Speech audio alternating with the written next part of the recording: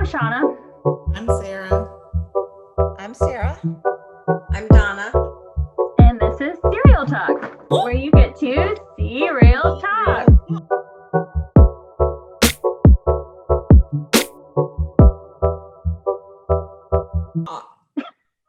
And Chex Mix and whatever Sarah has, European oatmeal. Honey bunches of oats. Oh, muesli. Muesli. Yeah. I learned what that is today. I was today years old when I learned what that was.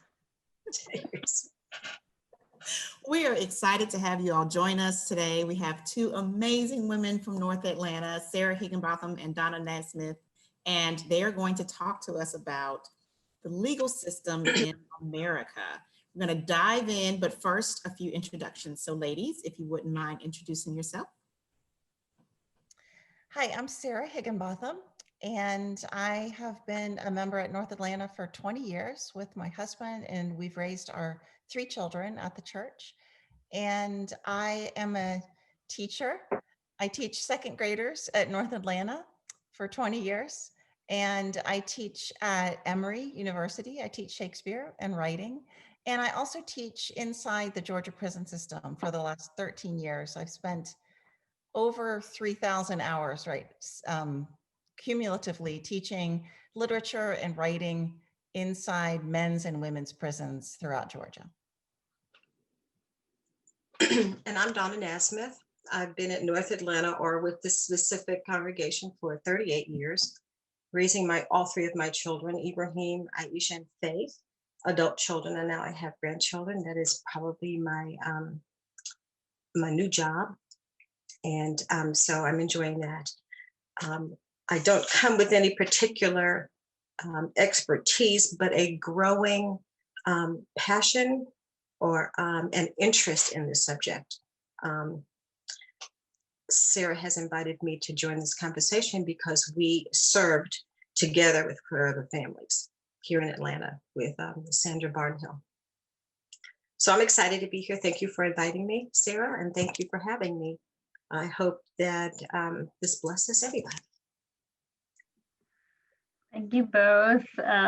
If you ever get a chance, just pop in Sarah's second grade class. I learned more in that Bible class than I think I did in some other places, and it was a fun experience. She passes out whiteboards, and you get to write it, and I definitely had a whiteboard, and I was taking notes just with the second graders. It was a fun day.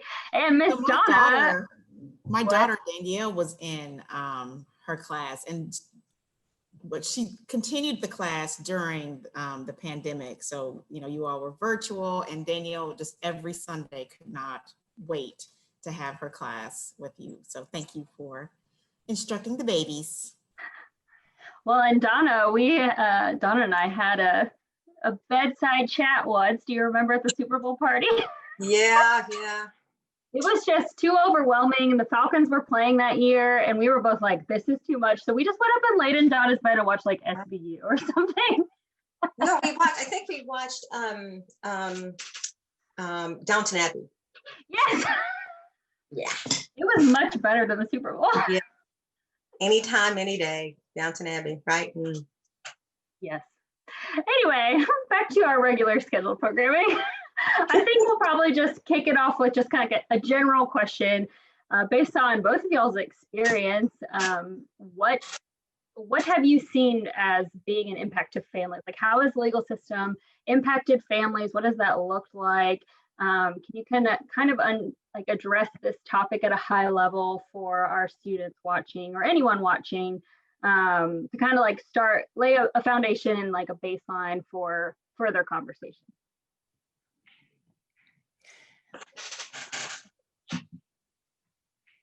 I'll start, Donna, but you have a lot of experience working with the children of moms who are in prison. So we can both weigh in on this. But I will say that even after having taught inside a men's prison for 5.5 years, I had actually given very little thought to the impact on the family. So even when I was directly involved in the criminal legal system, I didn't think a whole lot about the moms and the dads and the partners, and in particular, the children. But the truth is that there are 2.5 million kids in this country Yeah. who have a parent who is incarcerated. And in particular, when that incarcerated parent is a mom, that means the children are typically moving in. If there is a family member and they don't have to go into state custody, they're typically moving in with an auntie or with a grandmother. Those grandparents can be working several jobs, they can be in poor health, and suddenly they find themselves raising children. And I'm looking forward to hearing what Donna has to say about this, but what's surprising and heartrending for someone like me who loves children, or anybody who's a member of the human race, is that we might think these kids are better off not seeing their parents because the parents made mistakes, but all the research says otherwise. The research shows that if the children and the parents can be in touch during the incarceration, then the children are healthier psychologically, emotionally, behaviorally, and so are the parents. And when the parents are released, it's so much easier to resume that relationship than if the parent just disappeared. That is particularly true if the child viewed the arrest, which is pretty common. So, and I know Donna and I want to share our experience. Go ahead, Donna. I don't know if I have a lot to say about the specifics, but I can't help but think about what recently happened in the Jacob Blake situation when this young man with his children witnessing his shooting and all the things that happened, and how traumatic that is when children see their parents arrested or in that type of trauma and crisis. It's just difficult, and it's so traumatizing, and so it happens so quickly. You don't have a chance to get a hold of yourself. It just happened. Then who then takes care when the arrest happens? Where do I go, and who? It's just so upsetting and so jarring. And then they go into, like you said, an auntie or a grandmother, and grandmothers are often, or anybody's just ill prepared. They don't have diapers, they're just ill prepared. And so children have to survive that. And then the bond is broken at that moment. And to try to repair the bond is really difficult. Oftentimes, the place that the parent ends up in is 3 hours away, sometimes more. And that's what Forever Families does, is we cart them out there to take them on a bus and take them out to sea. If the parent or the caretaker has no way of getting to this facility, then the children lose out. They only get to see their mama and their daddy once a month. So it's just really, really difficult during that. And oftentimes they don't see their parents because they're so far away and there's no one to take them, or their caretaker doesn't have a car or no transportation. It's a pretty traumatizing situation. Or no gas money for a 6-hour trip. Yes, or maybe just and time off from work. Mm-hmm. So it's really, really difficult. So what Forever Families does is sets up a situation where they help take care of these kids while their parents are gone, and help the caretaker with small things like tutoring and homework, Mm-hmm. and visits with parents. And so one Saturday, or any Saturday that a volunteer would go, they'd get up really early, meet at the church building, get on a bus. We're talking, you got to get down there in time enough to leave to get to the facility by 9 a.m. It's 3 hours away. So we're up at 4, to the building at 6, and then down over to the office where Forever Family is located. And then we help the kids load up, and we give them snacks. And Sandra has found a way to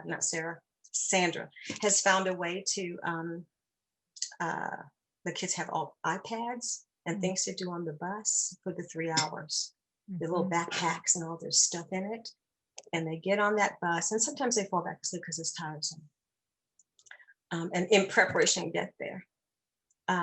Those who are hosting the kids and taking the kids down, sometimes the caretaker goes, but there is a background check.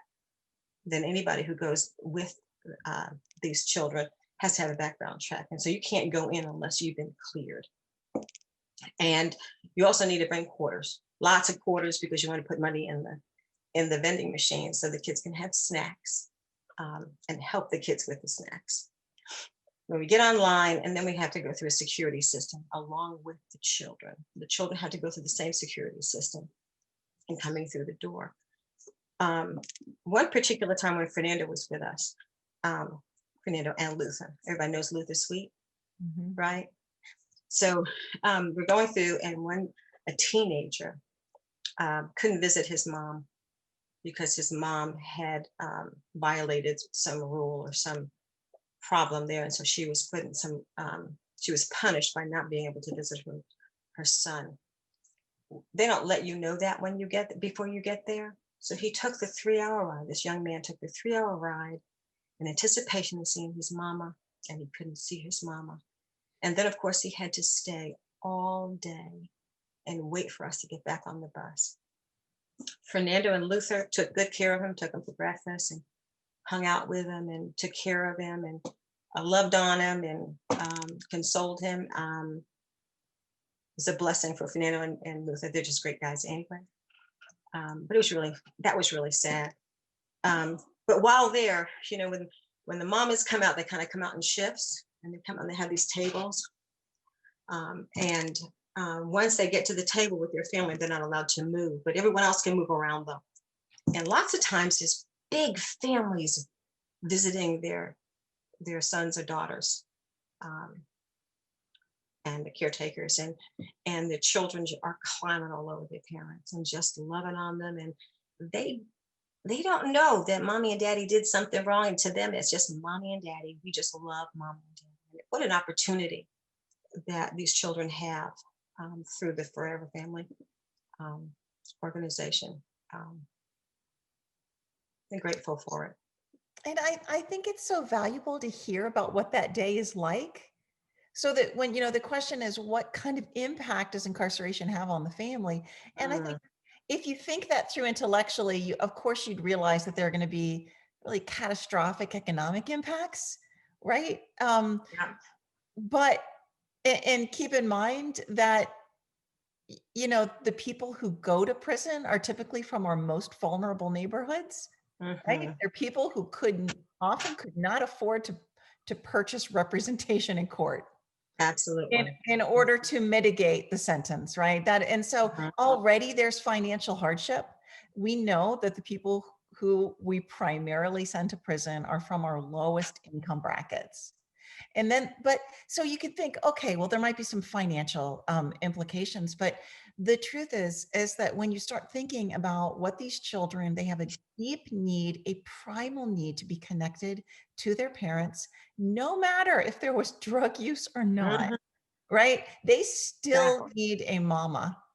And when you go through, I tell, sometimes my students come, or people like Donna, and of course, Luther and Fernando and others who have volunteered to go on these trips. I say, get ready for a long day. You get up at 4, you get to the prison at 9, you stand in line sometimes for an hour and a half just to get, it's like the worst airplane line you've ever stood in line for. And then when you go through that system of being checked for security, you feel criminalized. Yes. Kind of like at the airport. You feel like you've done something wrong, even though you haven't. Yes. And so to have people help the children go through that process, right? And then what we try to do is when we get the kids into the visitation room, we try to disappear. So we're not hovering. The mom doesn't need, especially in my case, a white person hovering over. I think she needs autonomy with those children. That said, if one of the kids is young and needs to go to the bathroom, the mom cannot take her or him. They're not allowed to go into the bathroom with the child. And so that's when another volunteer can step in. I'm telling these details because I think it helps paint a picture for the one day that these kids get to see their parent. There are no video calls most of the time. Some women's prisons have video calls. And then they get on the bus and they have a long trip back, you know. Well, first, they don't want to separate from mom. Yeah. That's the hard part. They've got to separate from mom, and we've got to get them back on the bus, and we got to get them to walk through the halls, as you were saying, because it feels so like regulation to get them back on the bus. Yeah, that was going to be my question. Could you talk a little bit about the end of the visit and how the kids are emotionally impacted to have to leave their parents behind? Well, they don't want to. That'd be number one. And it's traumatizing to get them on the bus. Most times they're just quiet, really quiet. And you don't want to intrude on them if they don't want to be touched, or, you know, sometimes they do, and sometimes the little ones do, but the older ones don't want as much of that attention. But a good way to get the attention is to, you know, pick up those, Sandra has these evaluation sheets, and you help them with the evaluation. You ask them questions about their visit and what they thought about their visit, maybe to draw a picture. And most of them were there was a little girl that I was with was real expressive. And so I said, so one of the questions was, on a scale of 1 to 10, how was the visit? And she said, well, what does that mean? And so we talk about that. And she was really cute. I don't remember all the questions. I really wish I had saved one of those surveys. But they can be the idea is to get them to be expressive and to talk it out. I don't know how much Sandra keeps that information, but it was helpful to be able to talk. What do you talk about with them, right? And so we had these questionnaires that we used to talk. Sometimes they retreated into a book or back on their device, and sometimes they just went to sleep because the trip is 3 hours.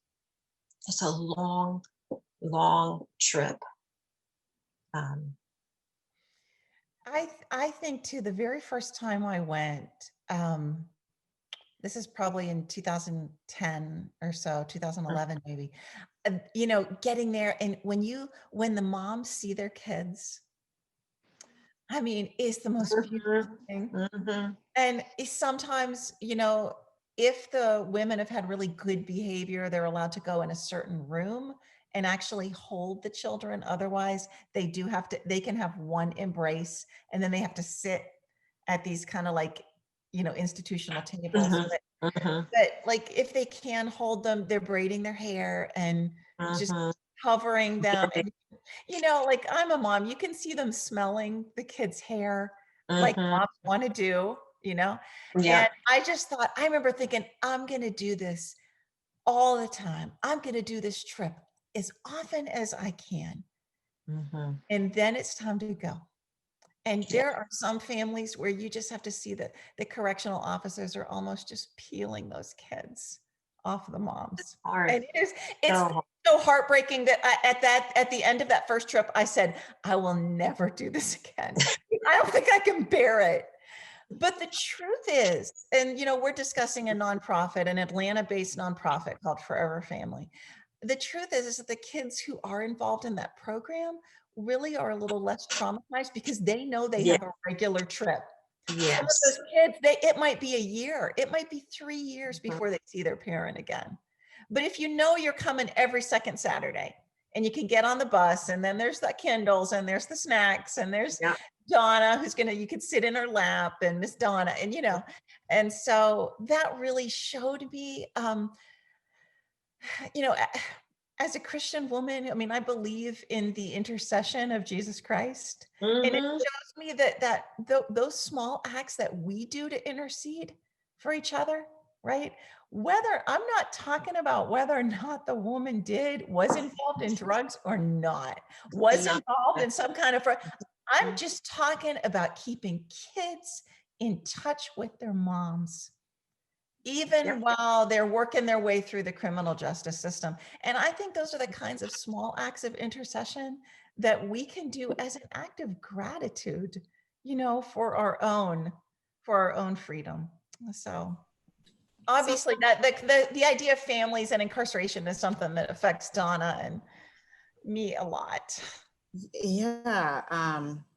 First of all, thank you so much for sharing about this organization and what it does. I wasn't familiar with it, and now I'm trying to figure out how I can help volunteer because Good. it is, Yeah. that sounds like a lot emotionally, but also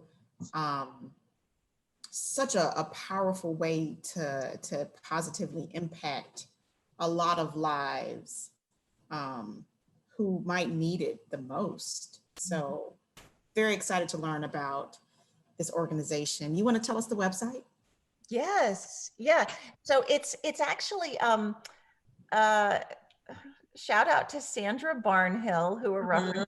Sandra was a young Black attorney in the South when she started this organization, won a big class action lawsuit against a women's prison. But what she recognized was that the women were far more worried about their kids than they were about the prison conditions. So it is called Forever Family, and it is Forever Family. it's foreverfam.org. That's right. Foreverfam.org. Or reach out to either of us. We've also, Donna and I have also done back to school parties at the Center for Civil and Human Rights for the kids, and one at the High Museum and Civil Rights Museum. Civil, yeah. That was pretty cool. That was really cool. So you can just Google it, Forever Families. Mm-hmm. And it's you know, it's funny. I found when I was doing I Google everything, and doesn't everybody? Anyway, so I was looking, and there is a title on the Google page, 5 or 7 things you need to know about children of aid for support for the children of incarcerated, and one of them that was mentioned was Forever Families in Georgia. It was like maybe 3rd or 4th on the list. And I said, well, look at that. I think I remember having that lunch with a group of those women and people that were supporting then. How many years ago was that? A good 10, 12 years ago? But isn't Forever Families 30 years old?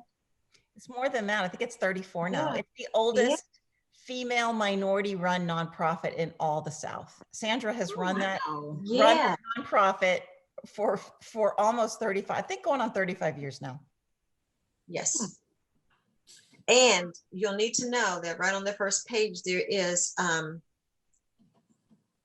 Sarah Higinbotham among some children on the first page. I'm looking at it. Yeah, we used to have an after school program. So that was tutoring them during the after school program. So yes. So what does it look like to volunteer with Forever Family, and how has it been impacted by coronavirus? I think Sandra Barnhill has figured out a way to have their volunteers come. And so she has reached out to churches to volunteer and take a Sunday or a few Sundays a year or whatever the schedule is. And so they'll go down on a Saturday and ride with the children and be the caretaker for the day. North Atlanta has committed to 3 Sundays a year. Isn't that right, Sarah? Mm-hmm. And then sometimes there's other activities as well. So a group of us get up real early and go down and help Sandra get the kids ready to go. And we have that Saturday. So that's how you get involved at North Atlanta, at least. So you can probably call Sarah or me, and we can serve as your go-between. And during COVID, all prison visitation was suspended in February. That was the last visitation. So, and it probably will be suspended for the foreseeable future. But Forever Family continues to support the kids with virtual tutoring. If you'd like to volunteer to tutor some of these kids, we're doing it via Zoom. We are supporting the kids with Christmas presents, and they get to choose the presents. They give us a list. So it's very customized to those families, and we wrap them. We also are helping the pay for the parents' online communication that they can pay through a state system. So financial donations would be put to wonderful use right now to keep moms and kids in touch. Okay, Sarah, I noticed you mentioned being a Christian woman in your last answer, and it's a good segue to the second question, which is, why should the church care about and engage with the injustices in our legal system? Why is this something that we should be talking about at North Atlanta and on a broader scale, Churches of Christ in general, and on a broader scale, just religious institutions across the country and the world? Why is the legal system and what happens in the legal system important to churches? I think that's a really important question. And I'm not a big numbers person. Anybody who knows, I'm not an accountant, Shauna. But, I think I started with the statistic that there are 2.5 million children right now in the United States with a parent in prison. There are also 2,000 scriptures in the Bible about compassion and justice. 2,000. If you went through and said, okay, well, I just don't think we need to think about justice and compassion, then you're going to be cutting out a lot of the Bible, and including, I'm thinking about the parable of the prodigal son and the parable of the Good Samaritan, both of which deal with how do you reconcile, not just with the victim, that would be the Good Samaritan, right? Our criminal legal system just ignores the victim. And they are it's the state, it's the state that's benefiting, and the victim is just forgotten. And I look at the parable of the Good Samaritan and see why we need to be thinking about who's been harmed and how do we address those harms. But when you think about the parable of the prodigal son, such a central teaching for me as a Christian. And the way that parable does not align with what happens in the United States, which is a system that is called a retributive justice, retribution. That's what kind of criminal system we have. And it asks basically 3 questions. I think these are the questions that our system, our criminal legal system, asks. What law has been broken? Who broke that law? And what is the prescribed punishment for breaking that law? The judges have the rubrics. It's, hundreds of years of precedents that say, if you get caught with this substance, 15 years. If you commit a crime and you had a gun, even if no one got hurt, 20 to 25. And so it's a system that isn't interested in the victim and is also heavily interested in the imposition of pain. That's how we think in this country. We have this mentality that imposing pain on someone is justice. I think we as Christians should be deeply disturbed by that. The core of our religion centers around the public torture and execution of the Son of God as the most horrific and shocking act. We should not be retributive people.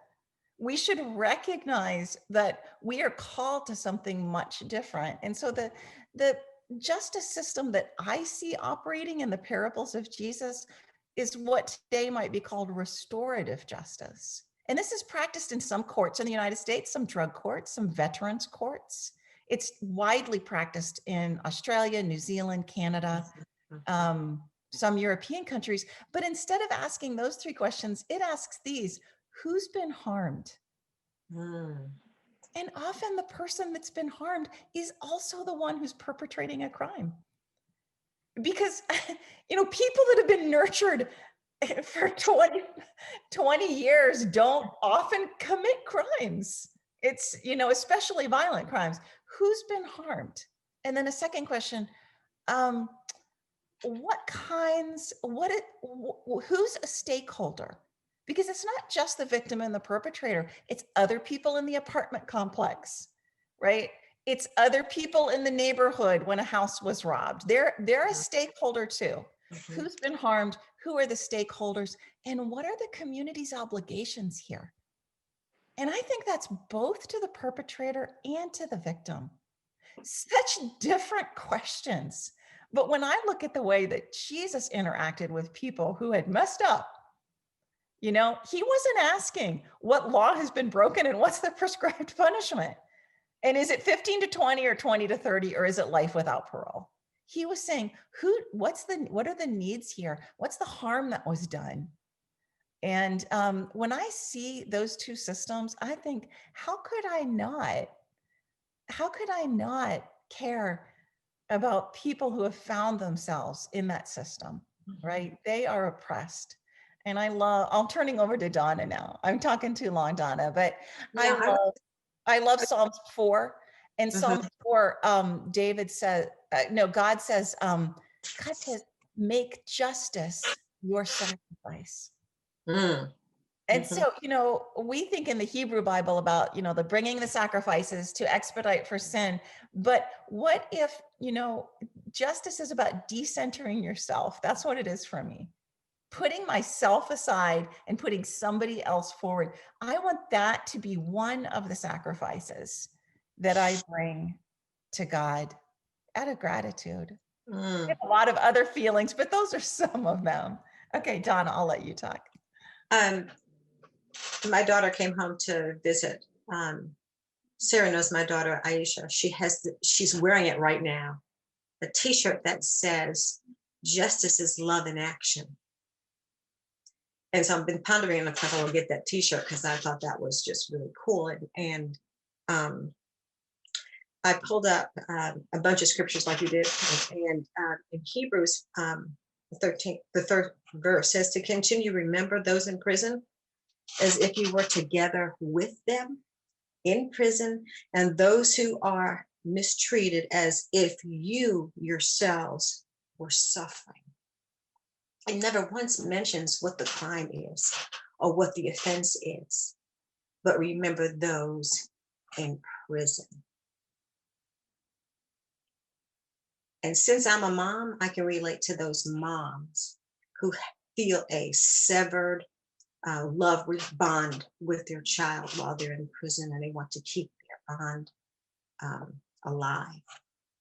And that's just all we're speaking to as women, as moms, is to help them keep that bond alive. And then too, since you've all heard comments like the children are the future, all of that, and that's true. Our children are our legacy. They bring forth all of what the best of who we are, hopefully. Came across another scripture in Psalms 8, and this just blew me out. It says, through the praise of children and infants, you have established a stronghold against your enemies to silence the foe and the avenger. The praise of children. If we don't step in and help our children stay close to their mamas and grow up healthy, how do we establish a stronghold?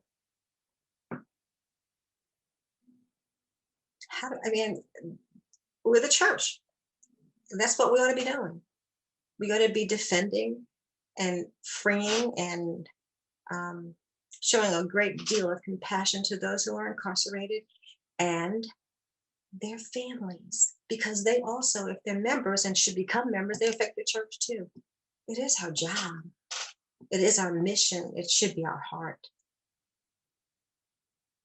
And one thing also that I think about when I think about the criminal system in particular is the fact that not everyone who is wrapped up in the criminal system has committed a crime.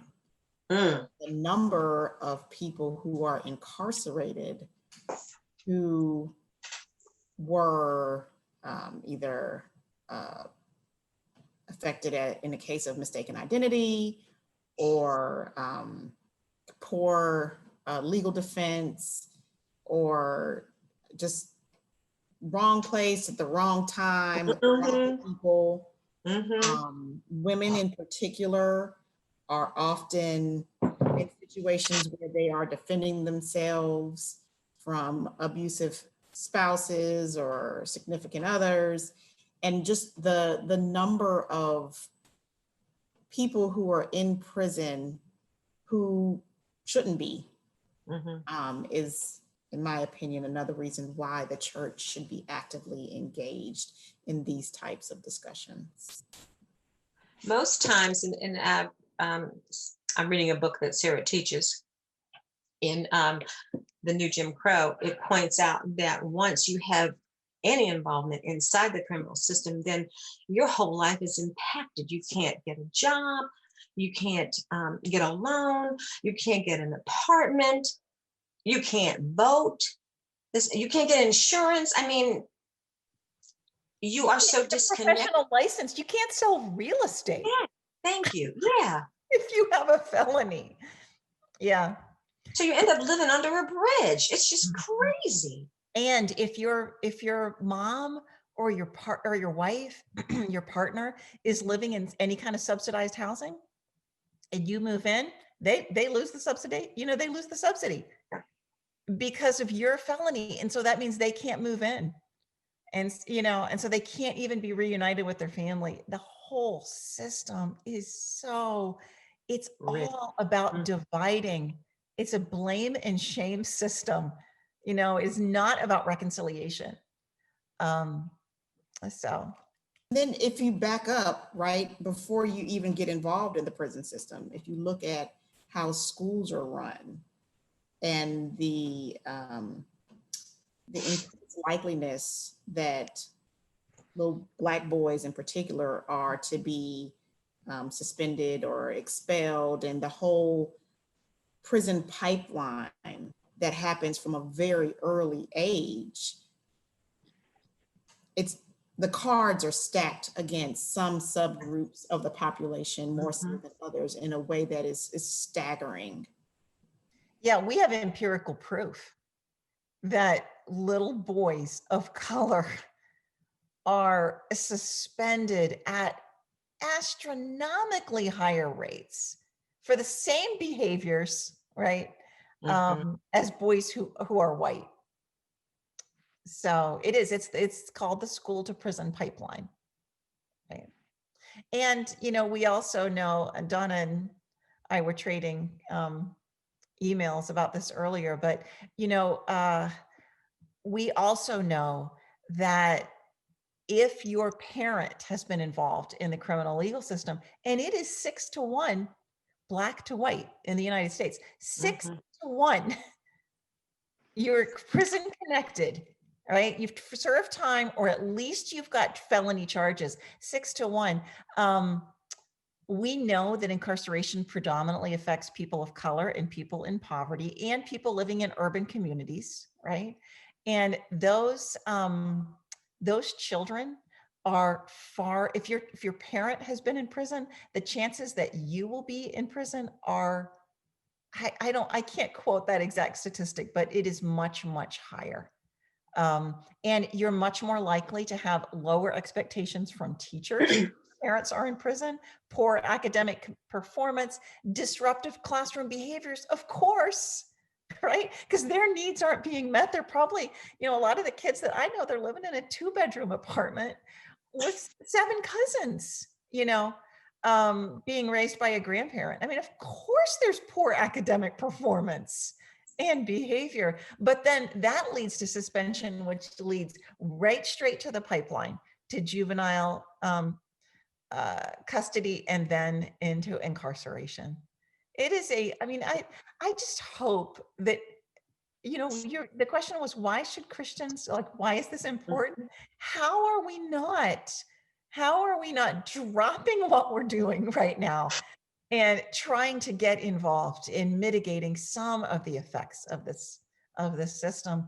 The research, and this research is done by Wakefield and Wildeman, Chris Wildeman and Sarah Wakefield at Cornell. They have shown nationwide that even if the kids don't end up in prison, that their long-term effects are worse even than their parents. If your parent goes to prison, the kids actually suffer more psychologically, emotionally, socioeconomically. And oftentimes, not always, sometimes people hurt other people. And it's hurt people, as we know, who hurt people. But, oftentimes it was, okay, I'm just going to take a plea deal because there's no money for an attorney. And, public defenders have 80 cases at a time, don't have time to really fight and say, well, these are the extenuating circumstances. It's easier to do 5 years. Or maybe it's the only option that you have. And most times when you about that. What'd you say, Donna? I was going to say, most times when you make that choice, you don't understand all of what you're giving up on the other end. And you come out and you've got nothing. And you have children. And so then what do? You might engage in more criminal activity and your children might help you just to survive. It feels like a rigged system. It's a circular thing, a revolving door. Have you all seen 13th? I was just about to, Sarah Cash, I was just about to say, if you want to know more about it, watch Ava DuVernay's 13th. Yes. You could read Michelle Alexander's New Jim Crow too, but you will see that this system, thank you, Donna, system is a loophole for the 13th Amendment. It's impossible to deny it if you look at the facts. I found a fact that children are 7 times more likely to go the same route. 7 times. It's frightening. Frightening. Have you all, or has Sandra done any comparisons or kept statistics to see how children who participate in the first family program, how they do, how having this relationship with their parent helps to improve their life trajectory or change those statistics? So much great research. Yeah. You can go to that foreverfam.org and see some of that. There's some really good success stories on that. And a lot of the kids come back to help and volunteer, which is really sweet. We met, I forgot his name. He's a dancer. I can see him. I can see him now, but I don't remember his name. But what the children end up with is very simple: hope. Hope that they don't have to go that direction, And also that there's a support system in place. And that's what the church should do. Yeah, right. Because of course they're skeptical of institutions. The school, the prison, the police. And so, the church could be a place. I know that nonprofits like Forever Family are that place too. The church could be a place that says, there's a safety net out here. And we're here for you. I had that safety net by virtue of my race and my parents' education. If you're white and you're female and your parents have graduate degrees like mine do you know what the chances are that I would go in prison?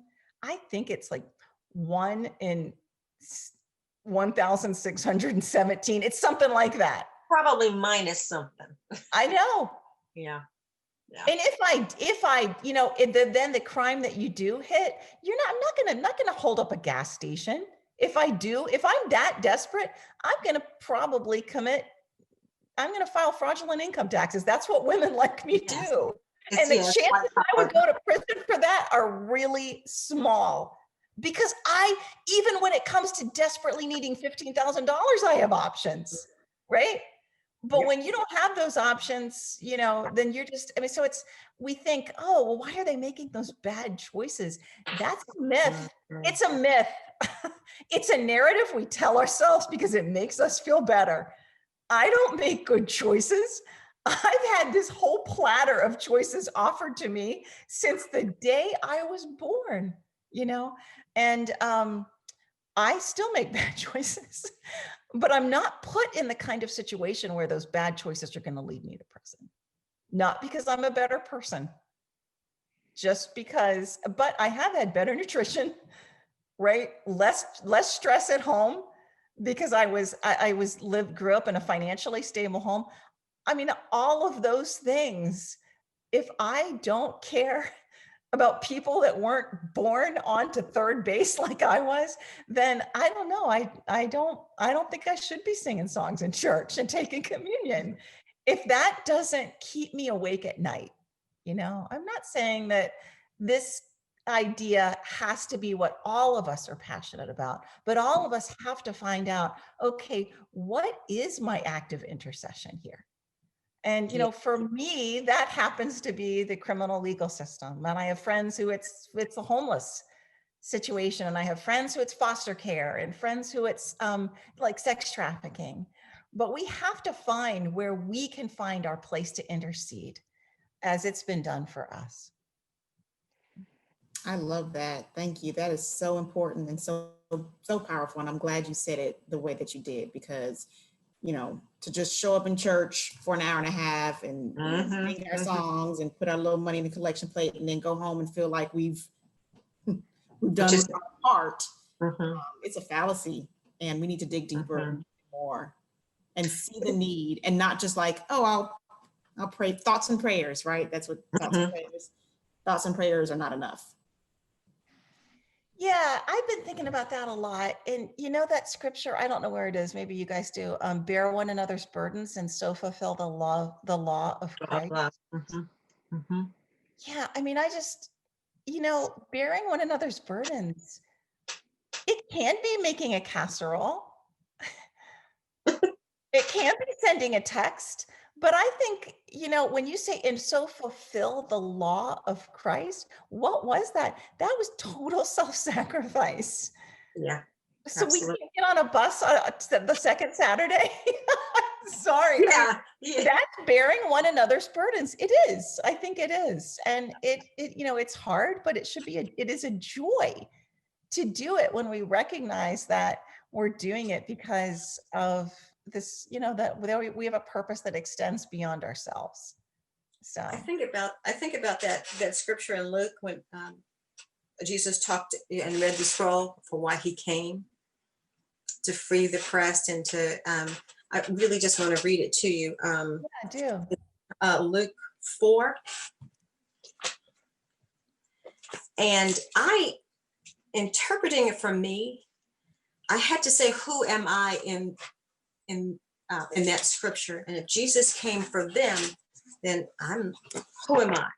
So Luke 4, get to do a Bible lesson, 14. It's a little long, do you mind? Okay. Jesus returned to Galilee in the power of the Spirit, and news about him spread through the whole countryside. He was teaching in the synagogues, and everyone praised him. He went to Nazareth, where he had been brought up, and on the Sabbath day, he went to the synagogue, and as his custom, he stood up to read. And the scroll of the prophet Isaiah was handed to him. Unrolling it, he found the place where it was written, "The Spirit of the Lord is on me, because he has anointed me to proclaim good news to the poor. He has sent me to proclaim freedom for the prisoners, and recovery of sight to the blind, and to set the oppressed free, and to proclaim the year of the Lord's favor." Then he rolled up the scripture, gave it back to the attendant, and sat down. The eyes of everyone in the synagogue were fastened on him, and he began by saying to them, "Today, this scripture is fulfilled in your hearing." Well, who am I in this scripture? I am not poor. I am not the oppressed. I am not a prisoner. But then he said, to recovery of the sight for the blind. I think that's where we are when we don't take responsibility for sharing the burdens of others. Sight for the blind. I've been blind. I've been blind because I'm not paying attention. The church needs to pay attention. It is our job as ambassadors of Christ as we represent him in reconciliation, let's not be blind. He's restored it for us. Anyway, that's just. I want to recommend too the Poverty and Justice Bible, Okay. which is a translation. You can get it on Amazon, and it's a Bible that highlights what our obligations are to the poor and to enact justice, particularly when we are complicit by being, I'm complicit in this system, right? And so, yeah, if you're interested in a Bible that would highlight, that would sort of foreground these issues that I think maybe the church hasn't foregrounded enough, then I would recommend that Bible. I'm looking. Shout out to Michelle Alexander and the Poverty and Justice Bible and Ava DuVernay. Such good stuff. Mhm. They're on the next episode. I'll be there. I'll be there for sure. I definitely have unpacked a good bit this year around, you hear a lot, I hear a lot of people talking about, well, I was poor, I didn't have the nutrition, but it still is, Sarah, to your point, and Donna, even to what you were talking about with the Bible, or with that story you read, you had good choices still. And it reminds me of, I don't know if y'all saw Little Fires Everywhere, my intellectual biblical, what I'm bringing to this conversation is Little Fires Everywhere. And Kerry Washington at one point, says like, you didn't make good choices, you had good choices, and just the acknowledgement of the difference between that. And I have really wrestled with unpacking it, and it comes with like being complicit in the system is because you make these assumptions, you tell the narrative that makes you feel better, or at least I did, of why the system works and why everything is the way it should be, because I'm benefiting from it, and I have the safety nets, and even if they aren't necessarily, like, my net doesn't have a few holes here and there, but it'll still catch me when I fall, and maybe my watch will fall through, or my cell phone might fall through the net, but I will still be intact. And I think that is something I've really had to unpack a good bit. I feel like this year has been been most of that unpacking, but because it's not just that you weren't poor growing up, or you had someone who taught you good nutrition, or I think when you start to pick apart at like you get in the weeds and you pick apart, well, I didn't have that and I didn't have that, and you kind of miss the big picture of, well, this is bigger than just you weren't poor, you had good choices, you have a safety net, and it's really something you have to examine. I think for me especially, because the narrative is much easier to swallow than the reality. The reality is really hard. And I have struggled a lot with the reality, because that's unsettling and it does keep you up at night, and it's hard to know where to start, and it feels very hopeless. And when you haven't been in a world that has felt hopeless, you don't want to stay in a world that feels hopeless. And that has been really challenging. I think it's so important for us to say that too, to say that, I think we need to say that the prison system as it exists today in the United States is the legacy of slavery, of lynching, of Jim Crow, of segregation. And we've told ourselves a different story. It's a story of personal responsibility, but that is a narrative we've created so that we can sleep at night. It's not a narrative that holds up if you study the system. And this is not fringe. This is not out there theory at all. Go, look at the statistics. You cannot see, especially if you look at the statistics in the South. The old Confederacy, that's where the segregation in the prison system is the strongest. And it started early. What did you say? It started early. It started right from slavery. The criminalization of Black bodies is just, we become a crime. We become a crime. Without doing anything, you become a crime. Well, I think to kind of wrap this up, is there anything that y'all, like we didn't address yet, that y'all really feel like the Catalyst Ministry needs to hear and know? Or circle back to womanism, feminism, how does this fit into the big picture of womanism, feminism? Do you have any separate thoughts around womanism, feminism? Just kind of any last thoughts as we kind of wrap up the episode. Donna, you go first. I've been talking.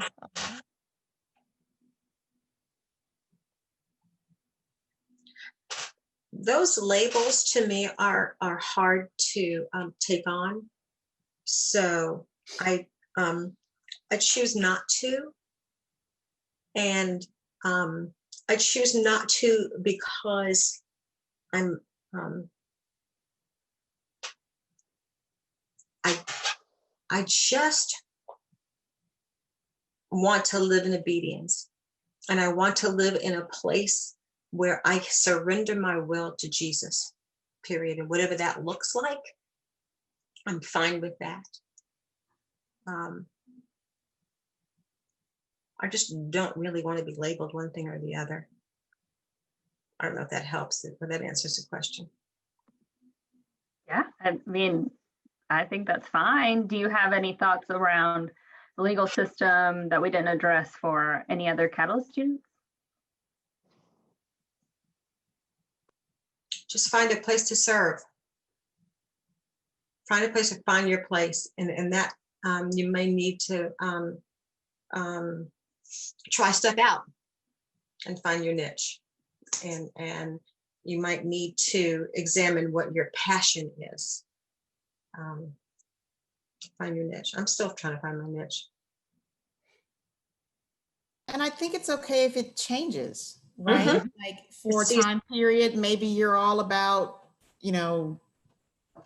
starving pets or, abandoned animals. And then for a certain period, you may want to move into helping victims of domestic violence. And then it's okay for your passion to change as long as it's not like nothing. Yes, do something. And I agree, you don't have to go looking under a rock to serve. You just need to be about it. Mm-hmm. And I think you don't have to take on the weight of the world. Right? It's like the body of Christ. Like we all have a role and we all have a purpose. And if you're doing something you're not passionate about, you're going to get burned out. And that doesn't help anybody. So finding something like, I think, Sarah Higinbotham, I think I've used you quite a bit as an example, but finding something in your wheelhouse, like teaching. You clearly are very good at teaching, so you find a way to teach where it aligns with your calling. And so you teach in prison. You teach at, I almost said big church. What do we call it? What do adults call Bible class?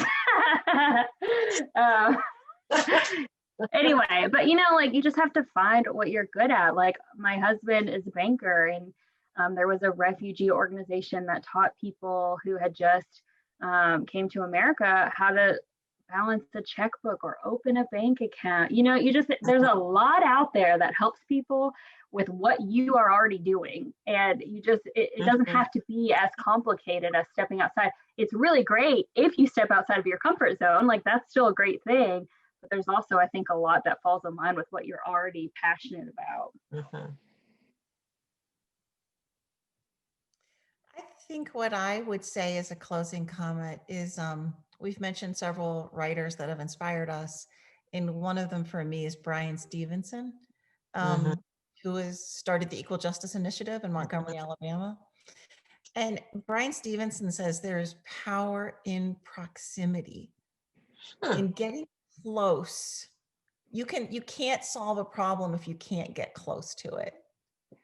And I find he's speaking specifically about incarceration and the death penalty, but I actually find that his words ring true, so often in my life, to figure out ways to get closer to the issue, to the person, to the community, to, you know, whatever it is.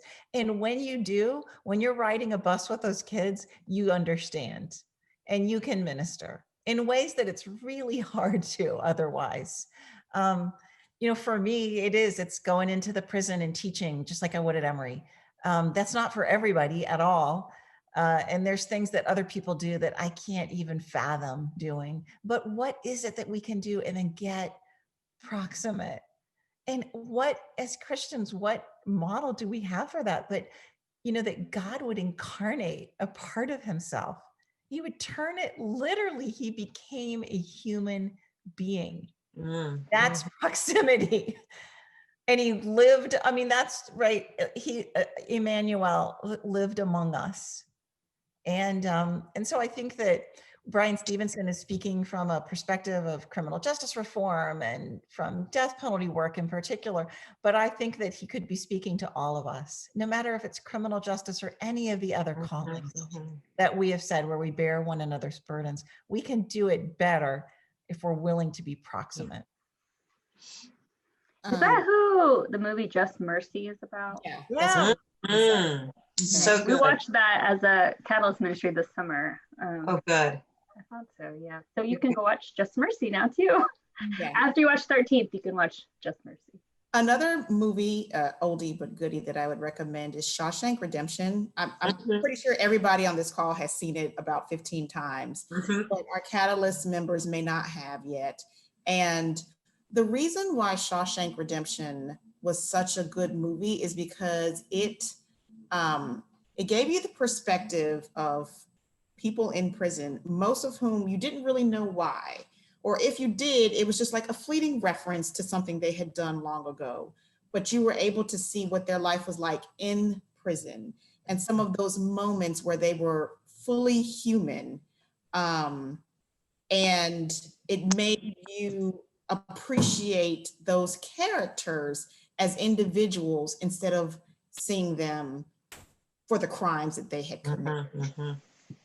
So I think one of the themes that has been discussed throughout this season is seeing people for who they are as individuals and not just putting people in a box or slapping a particular label on them and saying, oh, you're a blank. So everything that I think about that is what you are.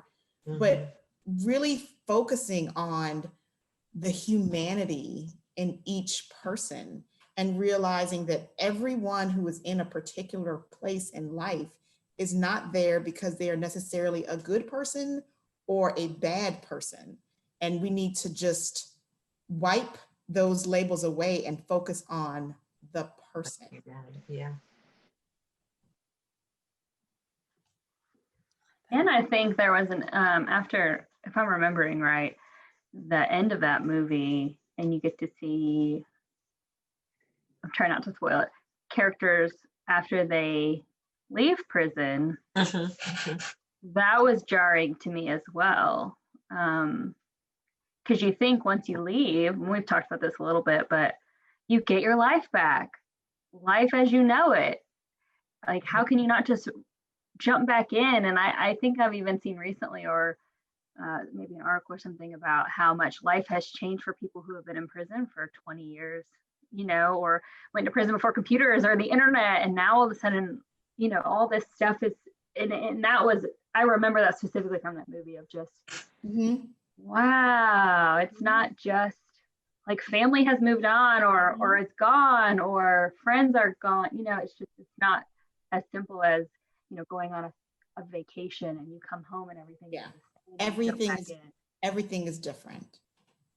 And how does that affect you emotionally? How do you just, like it's a game of double dutch, how do you just jump back in and try to pick up the pieces where you left them 15 years ago?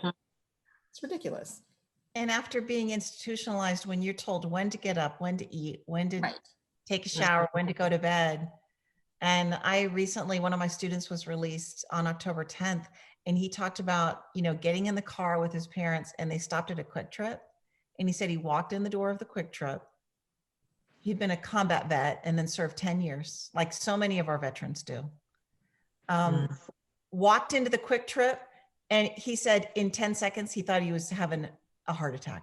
Yeah. He said the smell of the hot dogs, the colors, you know, I mean, there's no color in prison. And just the people moving around, not in order, right? Because in prison, you don't just wander. You got to go like the way you're prescribed. I mean, and then imagine, you know, and I had others describe to me going into Walmart to try to get deodorant, and there were 25 kinds of deodorant. Yes. And he said people were going like this. He didn't know this motion. He didn't know the phone. You know how we're all walking around going like this on our phone? He was like, it was so bizarre to see people going like this on their hand. He hadn't seen a cell phone. Well, I guess you feel like an alien. Sure. yeah. Wow. And I've had multiple students get out and say they can't sleep in their beds. They have to sleep on the floor. Yeah. That's really common. And I've had students say one of the hardest things is learning how to cross the street again. Your brain stops measuring how fast the cars are coming. And if you just serve 20 to 30 years, you haven't seen a car coming at you. You don't know how to measure. And that's the kind of thing we can't even imagine, you know? And then put on all the, they're paying for parole. Sometimes they're wearing an ankle monitor. That costs, you have to pay for those. Mm-hmm. You know? Wow. Yeah, I know. So. Well, I lied about wrapping up because I have one more thing. And maybe the answer is that we need to sit in this. But is there hope? Or do we need to sit in this uncomfortability of we need to care a lot about this and not try to cling to the hope to make ourselves feel better? Or maybe I'm speaking on behalf of me because this is heavy and this is hard. And about this time, every episode, I basically cry. So I'm almost there. So is this something that we should sit in and wrestle with? Or is there hope? I think they're the same thing. Because the process of repentance, there's some lament in there. I'm not talking about shame, I'm talking about lament. When you just grab a hold of the sitting in it, you sit in it because you have hope. Otherwise, you have no motivation to sit in it. So lament in it and then get up and recognize that you belong to Jesus and he died for you. That's your hope. That's your hope. So to me, they're combined. Sit in it and realize that you have responsibility because you belong to him. And if you have surrendered your will to his, then you have hope. I love that, Donna. And I'm glad you said that about lament. I don't think Americans are very good at lament. The church isn't. The church isn't. But when you read the Psalms, the Psalms do two things. They exalt the goodness of God and they lament the evil in the world. Yep. And they do them both, And David was a man after God's own heart. And so is there hope? Well, there's God is a good God. And yes, there is evil in this broken world. And we can be his instruments to enact good. I think there's hope, especially just the fact that we were even invited to do this tonight means there's hope, right? This is an important conversation. And I'm grateful to have been. Just think about, the potential for lives being altered just by the fact of this conversation.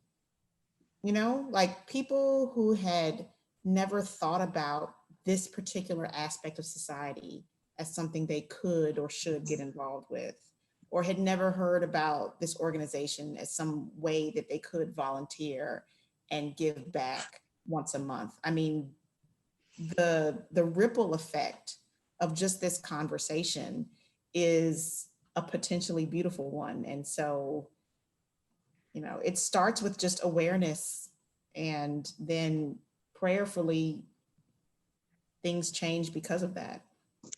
I want to say one other thing about North Atlanta. We've had this anchor ministry, and a lot of the women that we serve in the anchor ministry are felons. Mm-hmm. And then a lot of them bring their children to church, and we have embraced them. And that's a big thing for them, that they're able to worship and drop their kids off. It's a big thing. And then they have a spiritual mentor to talk about spiritual things with. So if you don't get to do that, you can support the woman coming out of prison who's been struggling with drugs or whatever. Then that's yet another way of service. I'm grateful for North Atlanta. I stayed in that ministry a long, long time, and it gets better every year. That's another place to serve too.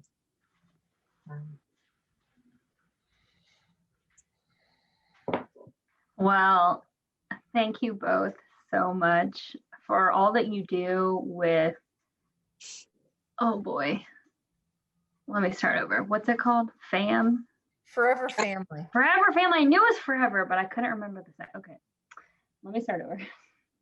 I would have joined that if Sarah hadn't asked, so I'm grateful for, I don't know how you got to know Sandra Barnhill. I was on her board.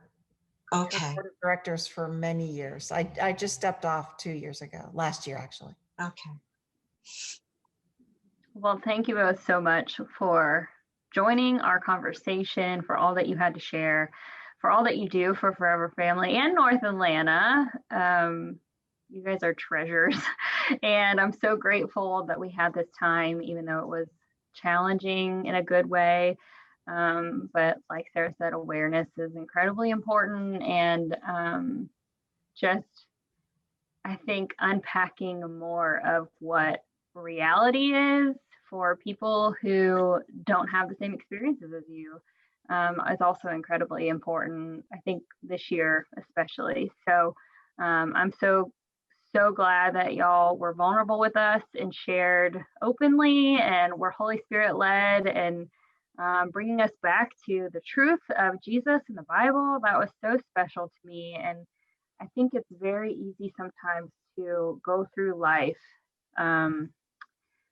kind of in two different lanes, where this is justice in America and then this is church, and like those things sometimes don't always intersect. And so it was really cool that we had an opportunity to have almost every conversation or every topic we talked about, and we had an example from the Bible or literally a reading. That is such a, I think, beautiful example of how to weave in the gospel and the Bible and what we're called to as Christians into life and what life looks like here. And I think that's just a really powerful example of how to do life. So y'all are inspirational, and I'm just so glad that you joined. Thank you.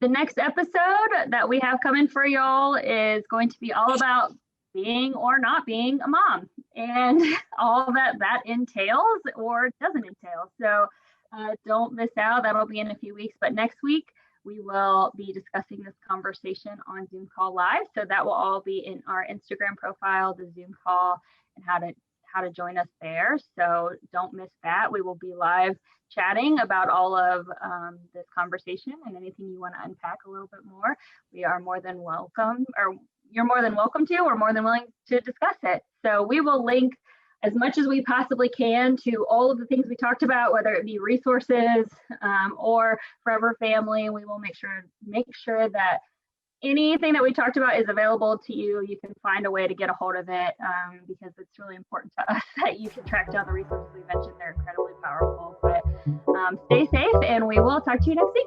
Bye. Thank you.